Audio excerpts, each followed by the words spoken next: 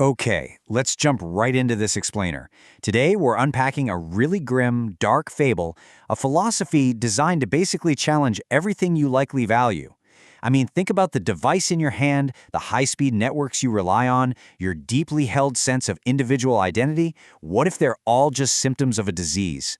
We're going to explore a narrative that seeks to dismantle human progress from the very literal roots of our language. It's a fascinating and honestly pretty unsettling journey. So let's dive into this. Think about your daily reality for a second. The relentless notifications, the carefully curated profiles, that exhausting desire to just stand out and be uniquely you. We totally champion our autonomy, right? But the source material we're looking at today diagnoses this modern condition as a severe sickness. It actually frames us not as the pinnacle of evolution, but as starving, hyper-connected ghosts who are just desperately searching for something real.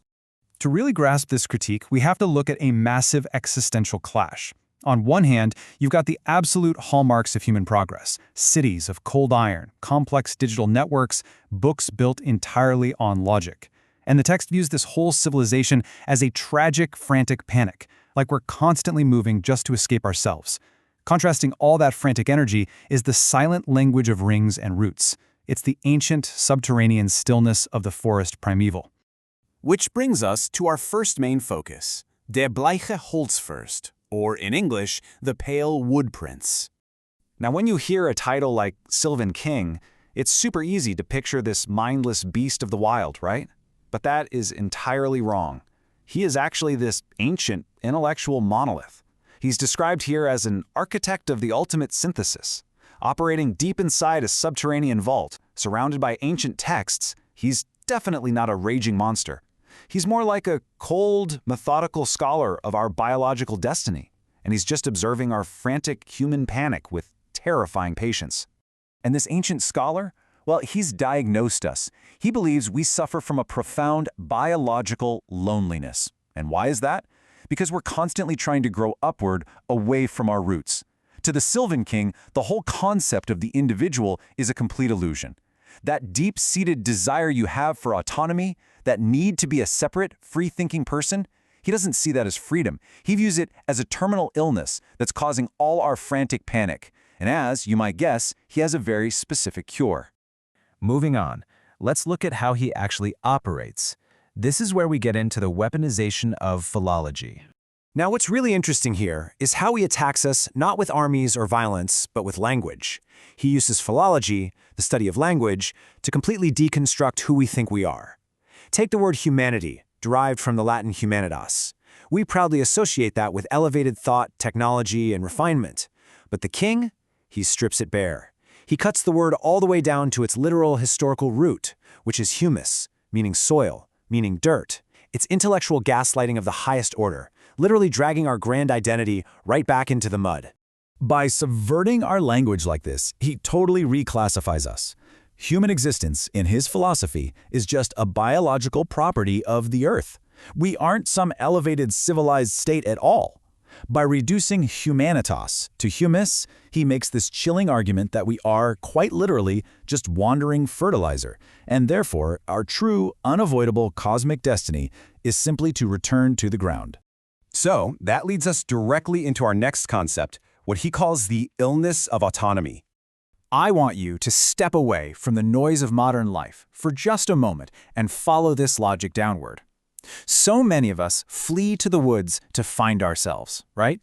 We expect this gentle, nurturing environment that'll just soothe our tired egos, but the source material radically dismantles that fantasy. In the king's realm, nature is absolutely not a neutral sanctuary. It's a trap. It's the site for a mandatory, horrifying synthesis between flesh and forest. Think about it. Human kings throughout history, they've always demanded blood or taxes or pride. But the wood prince? He demands stillness to feed the forest. He doesn't want your loyalty, and he certainly doesn't want your labor. He just demands the absolute cessation of your frantic modern movement. He wants that heavy, exhausting burden of your autonomy to just stop. And this brings us to the final, chilling phase of his philosophy, being stitched back into stillness. This brilliantly illustrates the king's terrifying logic, because he doesn't call this assimilation death, and he definitely doesn't call it destruction. He calls it philosophical mercy. He's essentially offering a trade. He promises to entirely erase the exhausting friction of existence, that deep pain of being a separate, lonely individual, in exchange for a beautiful, permanent dream. But we really have to ask ourselves here, is erasing the self actually mercy? Or is it just obliteration disguised as peace? Well, the process is absolute. First, you have to surrender that heavy, exhausting selfhood. You just let go of the illusion of the individual. Second, you endure the stitching. This is a literal and philosophical process where your flesh is bound right back into the roots, back into the humus. And finally, you enter the permanent dream. You let the quiet, dark take over completely. Once that synthesis is complete, the conflict between the self and collective biological existence is officially terminated. There's no more striving, no more digital networks, no more cities of cold iron, and absolutely no more starving ghosts. There's just the total, uninterrupted stillness of the earth. The sickness of modernity has been cured by the roots. So I want to leave you with a final, lingering thought.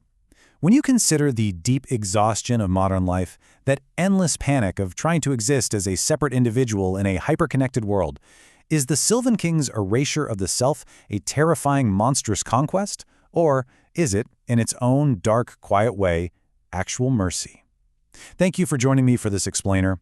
I'll let you sit with that creeping dread, and maybe even that quiet temptation. Until next time.